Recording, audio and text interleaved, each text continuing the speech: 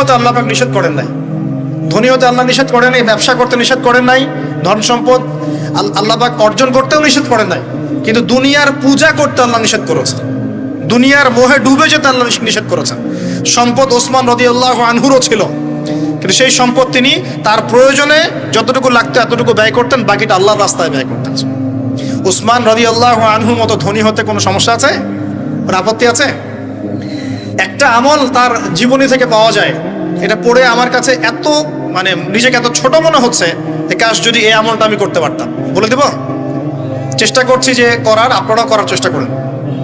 উসমান রাদিয়াল্লাহু আনহু ধনী ছিলেন কিনা, তো নবীর কাছে গিয়ে বলছেন যে আমার ধন সম্পদ খুব বেশি বাড়ছে, ইয়া রাসূলুল্লাহ আপনি সম্পদ একটু কমানোর দোয়া করেন তো আমার জন্য।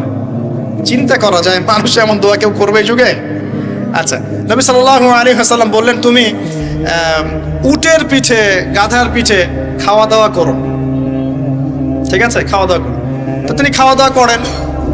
এখন কয়দিন পরে, কয়দিন বলতে কতদিন আল্লাহ ভালো জানেন, তিনি এসে বলছেন ইয়া রাসূলুল্লাহ আমার তো সম্পদ আরো আগের চেয়ে বাড়তেছে, দেখি আপনি কি দোয়া করলেন, সম্পদ আরো বাড়া শুরু করেছে এখন। তখন তিনি বলছেন যে তুমি যখন খাও তখন তোমার হাত থেকে যদি খাবার পড়ে যায় তুমি কি করো? তিনি বলেছেন আমি, আমার হাত থেকে খাবার যদি পড়ে যায়, একটা দানাও যদি পড়ে যায়, আমি উটের পিঠ থেকে নেমে সেই খাবারটাকে তুলে পরিষ্কার করে তারপর খাই। উসমান রাদিয়াল্লাহু আনহু এত ধনী মানুষ, তিনি প্রতি বেলায় 100 মানুষকে খাওয়াতে পারেন, কোনো সমস্যা নেই। তিনি একাই তাবুকের যুদ্ধে 30,000 সৈন্যের দায়িত্ব নিয়েছেন। 30,000 সৈন্য 3 মাস যাবে, যাত্রা বিরতি করবে, খাবে দাবে, তাদের ঘোড়া অস্ত্রশস্ত্র সব দায়িত্ব একজন ব্যক্তি বহন করেছেন, ওসমান রাদিয়াল্লাহু আনহু। কত বড় ধনী আপনি চিন্তা করেন। উনার মতো ধনী কোনো পররাষ্ট্রমন্ত্রীও নাই পৃথিবীতে এখন পর্যন্ত, কোনো বিশ্ব নেতাও নাই ওনার মতো ধনী, এখন কেউই নাই। আর উনি কিন্তু তার এই ধন সম্পদ সুদের মধ্য দিয়ে অর্জন করেন নাই, তার ধন সম্পদ দুর্নীতির মধ্য দিয়ে অর্জন করেন নাই, তার ধন সম্পদ তিনি কিন্তু এই যে অন্যের সম্পদ অন্যায়ভাবে দখল করে অর্জন করেন নাই। তিনি সম্পদ অর্জন করেছেন বৈধ পন্থায়, হালাল ব্যবসা করেছেন নাকি না? এই যে আমল, তো নবীজি বলছেন যে তোমার আমল যদি এমনই হয় তাহলে তোমাকে আল্লাহ পাক সম্পদ দিবে না, কাকে সম্পদ দিবে? তুমি আল্লাহ পাকের যে সম্পদ রিজিকের যে শুকরিয়া আদায় করো, কৃতজ্ঞতা প্রকাশ করো যে আল্লাহ আমাকে ভালোবেসে রিজিকটা দিয়েছেন, আমার হাত থেকে পড়ে গেছে, আমি তুলে খাই। এই যে আল্লাহ পাকের নেয়ামতের প্রতি তোমার যে শ্রদ্ধা, সম্মান, এর শুকরিয়া স্বরূপে আল্লাহ পাক তোমাকে এরকম সচ্ছল বানায় দিচ্ছেন, আর তো কিছু করার নাই। তো উসমান রাদিয়াল্লাহু আনহুর মতো ধনী হতে কোনো সমস্যা আছে? তিনি কৃপণ ছিলেন না, তিনি আল্লাহ পাকের নেয়ামতের শুকরগুজার ছিলেন। ভুল ব্যাখ্যা নেবেন না, তিনি আল্লাহ পাকের নেয়ামতের শুকরগুজার ছিলেন। আমরা আল্লাহ পাকের নেয়ামতের শুকরিয়া আদায় করবো ইনশাআল্লাহ, এবং যা রিজিক আল্লাহ আমাদেরকে দিয়েছেন এতে সন্তুষ্ট থাকবো ইনশাআল্লাহ, এবং হালাল ভাবে চলার চেষ্টা করব। আল্লাহ পাক আমাদেরকে ধন দিলে সেই ধন সম্পদ যতটুকু আমার পরিবারের জন্য প্রয়োজন, বাড়তিগুলো আমরা আল্লাহর পথে দান সাদাকা করবো ইনশাআল্লাহ। আল্লাহ পাক আমাদের সবাইকে আল্লাহর রাস্তায় দান করার তৌফিক এনায়েত করুন, আমিন। সমাজ কল্যাণমূলক কাজ করেন না, জনসেবা করেন, মানুষের সেবা করেন, মানুষের কাছে থাকেন, সোশ্যাল ওয়ার্ক করেন। এই যে অ্যাসোসিয়েশন আছে না কিছু সামাজিক, নন পলিটিক্যাল, নন প্রফিটেবল কিছু ফাউন্ডেশন থাকে না, মানুষের কল্যাণে কাজ করেন, ইফতারের প্রজেক্ট করেন সামনে, ঠিক আছে। তারপরে শীত বস্ত্র হয়, তারপরে যে ত্রাণ রিলিফ, মানুষের কল্যাণ, বৃক্ষরোপণের কাজ, তারপরে আপনার এই যে রক্তদান কর্মসূচি, এই টাইপের যে ভালো ভালো কাজ, সমাজ কল্যাণমূলক কাজ, এই সমাজ কল্যাণমূলক কাজগুলো করলে মনটা বড় হবে। ভালো কাজে ব্যস্ত থাকবেন, আপনি দেখবেন মাথার মধ্যে শয়তানি নাই। যখন মানুষের কাজ নাই, সারাদিন অলস বসে থাকে, মাথার মধ্যে দুনিয়ার শয়তানি ঘোরাফেরা করতে। আল্লাহ পাক আমাদের সবাইকে ভালো কাজের সাথে থাকার তৌফিক দান, এবং ভালো কাজে একে অপরকে সহযোগিতা করার তৌফিক দান। নিজেকে ভালো কাজে ব্যস্ত রাখেন। দান সদকা করলে কখনো টাকা কমে যায় না, মনে রাখবেন। দান করলে কোনোদিনও টাকা কমে যায় না। আপনার দানের টাকা ঘুরে ফিরে আপনার কাছে আসবে, বুঝতে পারছেন না? আপনার দানের টাকা ঘুরে আল্লাহ আপনার কাছে ফিরাই দিবে। কিভাবে ফিরাবেন সেটা আল্লাহর দায়িত্ব। আমি কি বুঝাবো কিভাবে ফিরাবেন? বুঝবেন, একটু বোঝানোর চেষ্টা করবেন। অর্থনীতি কিন্তু কঠিন, সহজ করে বোঝানোও কঠিন, সবাই সহজ করে বোঝাতেও পারবে না। আমি একটা পয়েন্ট খালি বুঝাই আপনাদেরকে, বোঝেন, চেষ্টা করেন। মনে করেন আপনাদেরকে অর্থনীতি বুঝাই, এগুলো আমাদের সাবজেক্ট ছিল, আর তখন আমরা আসলে অর্থনীতি কিছুই বুঝতাম না। তারপরে যখন কোরআন হাদিস পড়া শুরু করলাম তখন দেখলাম যে ও আচ্ছা, ব্যাপার তো খুব সহজ। সহজ জিনিসটাকে এত কঠিন করা হয় কেন? দেখেন কিরকম, মনে করেন একটা বাজার, আপনি দেখেন বাজার আছে কি? আচ্ছা, এই বাজারের মধ্যে ধরেন 100 ব্যবসায়ী আছে, আর ব্যবসায়ীরা ব্যবসা করে। আল্লাহ পাক ব্যবসা হালাল করেছেন না হারাম করেছেন? হালাল ব্যবসা। ব্যবসায় একটা 10 টাকার পণ্য আপনি চাইলে 30 টাকা, 40 টাকা, 50 টাকা, 100 টাকা বিক্রি করতে পারবেন কি না? পারবেন। মার্কেটের একটা ফিক্সড প্রাইস থাকে, মার্কেট প্রাইস, এটাকে বলে মার্কেট প্রাইস, যে একটা দাম নির্ধারণ করা হয় যে আমরা এই দামে সব সেল করবো, তাই না?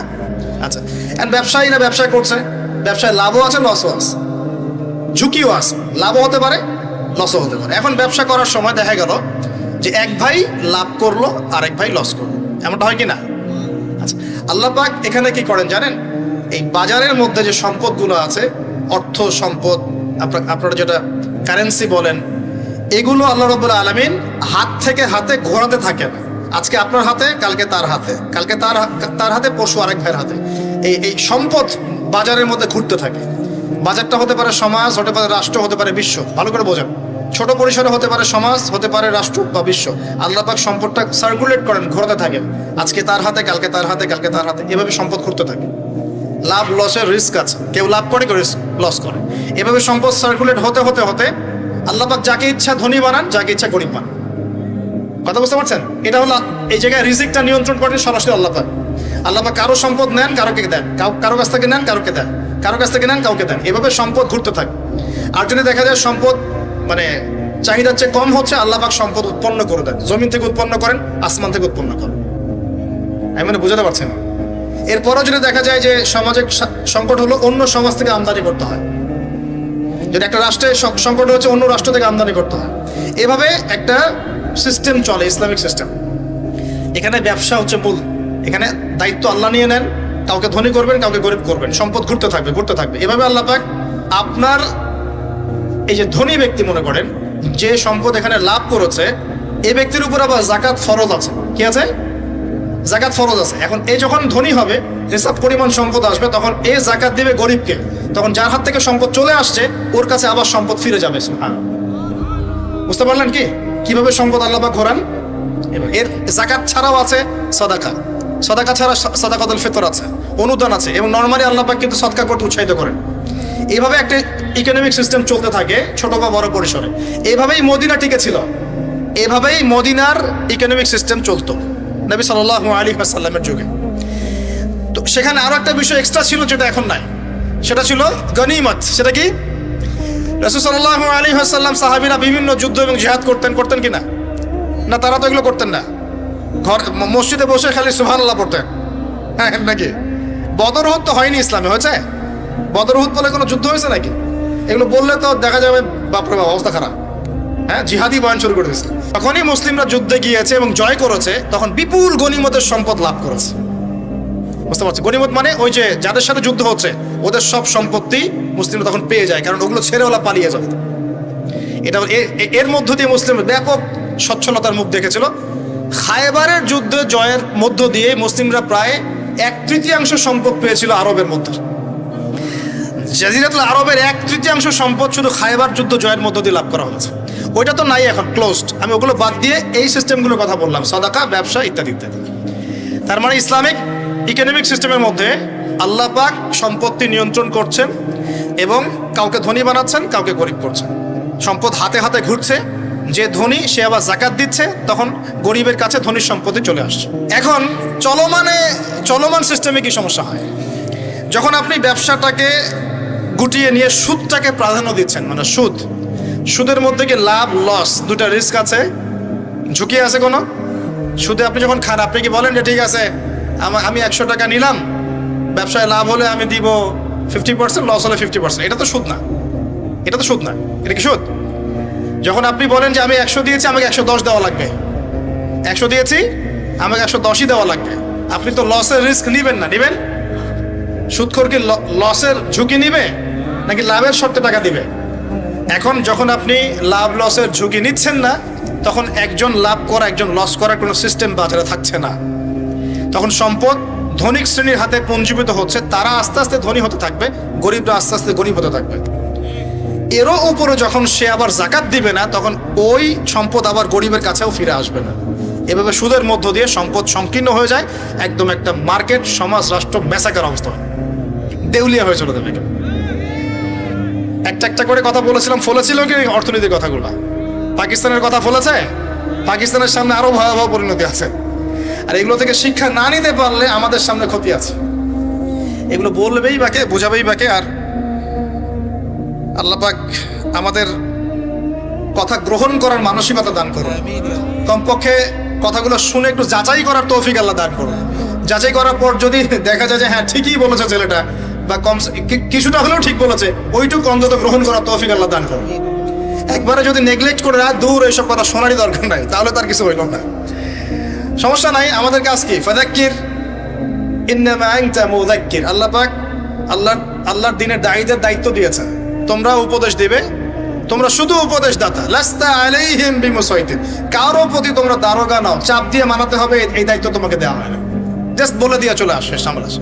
ফাযাক্কির ইন্নাফাআতিয যিকরা, তুমি উপদেশ দিবে হে নবী। সায়াযাক্কারু মান ইয়াখশা, যে উপদেশ গ্রহণ করবে সে শীঘ্রই গ্রহণ করবে, যে আল্লাহকে ভয় করে সে শীঘ্রই উপদেশ গ্রহণ করবে ইনশাআল্লাহ তাআলা। প্রিয় ভাইরা, তো এখনকার চলমান বিশ্বের ইকোনমিটা হচ্ছে সুদ ভিত্তিক। এই কারণেই ইকোনমিক সমস্যাগুলো, মন্দাগুলা, স্যাংশনগুলা, করাপশনগুলা, এগুলো সুযোগ থেকে যায়।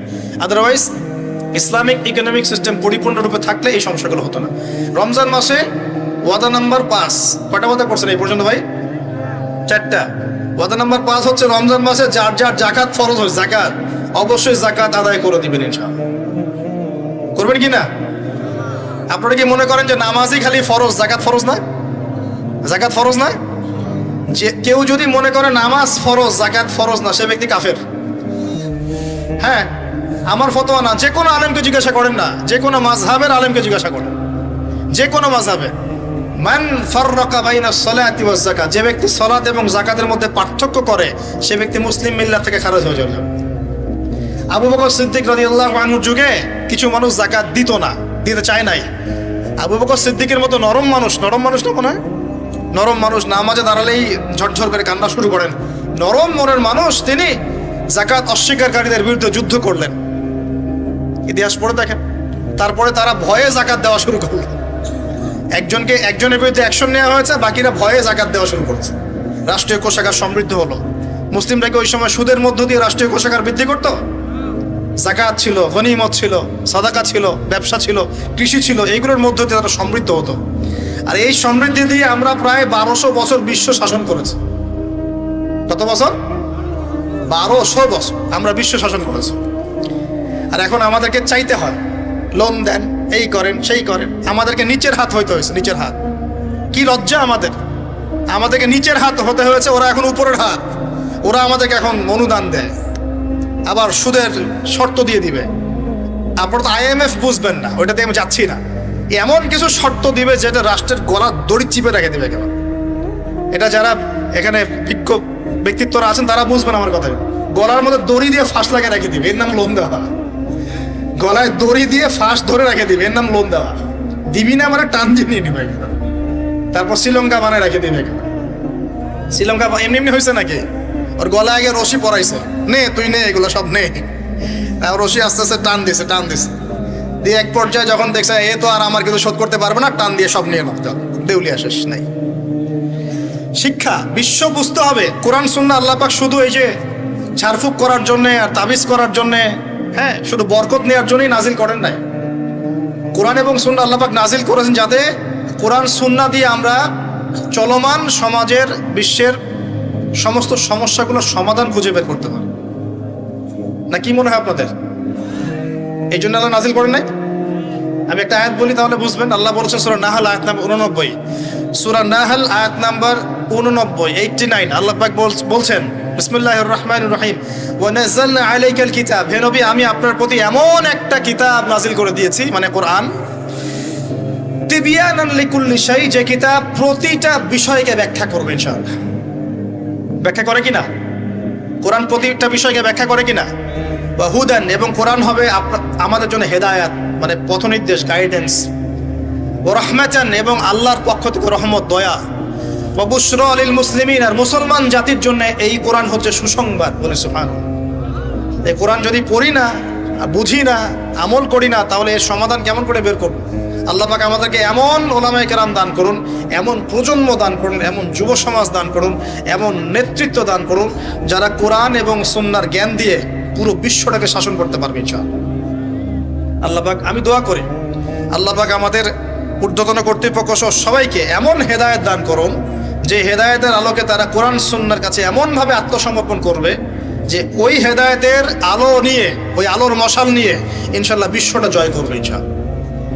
এমন প্রজন্ম আসবে ইনশাআল্লাহ, যদি এই এস্টিমেশনগুলা, প্রেডিকশনগুলা ফলে, এরকম প্রজন্ম যে আসবে এটাও একদিন ফলবে ইনশাআল্লাহ। তাহলে আমরা নিয়াত করতে পারি কি, 7 নাম্বার ওয়াদা করতে পারি যে আমরা সবাই কোরআন এবং সুন্নাহর ইলমটা অর্জন করব ইনশাআল্লাহ। কমপক্ষে বেসিক কিছু জ্ঞান অর্জন করব ইনশাআল্লাহ। আমি বলছি না যে সবাইকে মুফতি হওয়া লাগবে, সবাইকে দায়ী হতে হবে, সবাইকে একদম মুফাসসির হতে হবে, এটা জরুরি না, এটা মানুষ পারবেও না। কিন্তু কমপক্ষে ইসলামের বেসিক জিনিসগুলো কি আমরা শিখতে পারি না ভাই? এটা শেখার জন্য কি খুব কষ্ট করতে হবে? আল্লাহ পাক আমাদের সবাইকে খাস নিয়াত করার তৌফিক দান করুন, খালেস নিয়াত করার তৌফিক দান করুন।